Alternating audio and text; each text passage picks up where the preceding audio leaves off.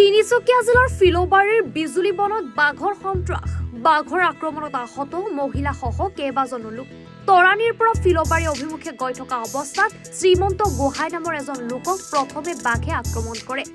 উক্ত লোকজনক বাঘে আক্ৰমণ কৰাৰ কিছু সময়ৰ পিছতে পুনৰ ফিলবাৰীৰ পৰা তৰাণীলৈ গৈ থকা অৱস্থাত ৰহিন মৰাণ নামৰ এজন লোকক আক্ৰমণ কৰে বাঘে ফিলবাৰীৰ বিজুলীবন মধ্য ইংৰাজী বিদ্যালয়ৰ সমীপত থকা ক্ষুদ্ৰ চাহ খেতিয়ক সন্থাৰ কাৰ্যালয়ৰ নিচে কাষৰ পথত আক্ৰমণ কৰে বাঘে বিজুলীবন শিৱ মন্দিৰৰ কাষৰ ব্যৱসায়ী প্ৰতিষ্ঠান বন্ধ কৰি ঘৰলৈ উভতাৰ পথত একে ঠাইতে পুনৰ পূৰ্ণিমা মৰাণ নামৰ এগৰাকী মহিলাক আক্ৰমণ কৰে বাঘে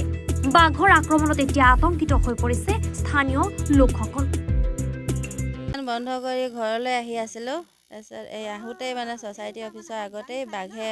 মোৰ গালৈ মই হাজবেণ্ডৰ লগত স্কুটিত উঠি আহোঁতেই গালৈ ঝাপ মাৰি কেনে ভৰিত আটক কৰিলে তাৰপিছত আৰু মানে মই স্কুটিৰ পৰা বাগৰি পৰি গ'লোঁ পৰি যোৱাৰ পিছত ভৰিত লাগিলে মাথাত লাগিলে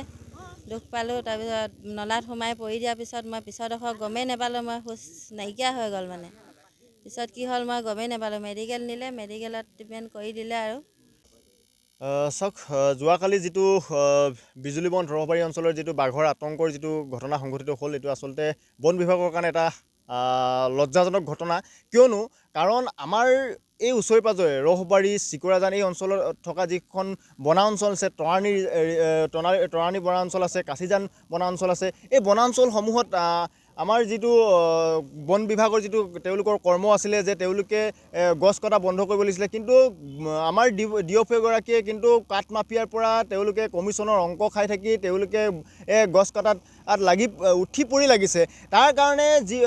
জংঘলত থকা যিবিলাক বাঘ আছে সেই বাঘবিলাক ওচৰ চুবুৰীয়া যিবিলাক গাঁও আছে চিকৰাজান তৰাণী এই বিজুলীবন ৰহবাৰী এই অঞ্চলসমূহত তেওঁলোকে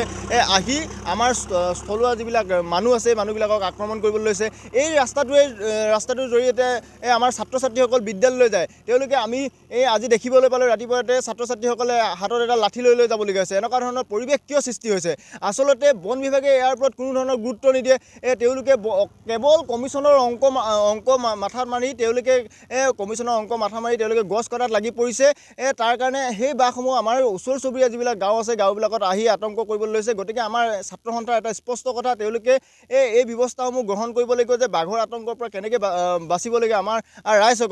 ৰাইজসকলক কেনেকৈ সকাহ কৰিবলৈ সুৰক্ষা প্ৰদান কৰিব লাগে সুৰক্ষা প্ৰদান কৰাৰ আৰু যিখিনি ব্যৱস্থা সেই ব্যৱস্থাখিনি এই ডিঅ'ফগৰাকীয়ে কৰি দিবৰ কাৰণে আমি দাবী জনাইছোঁ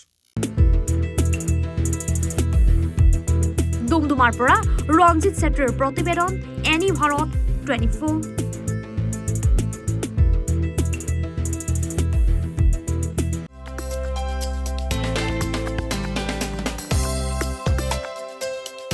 আপোনাৰ ঘৰখন আৰু অফিচ চালে চকুৰুৱাকৈ সজাওক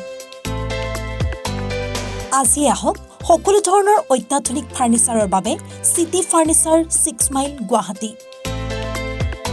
আমাৰ ঠিকনা 6 মাইল পাঞ্জাবাৰী ৰোড পুৰবিদাৰীৰ সন্মুখত গুৱাহাটী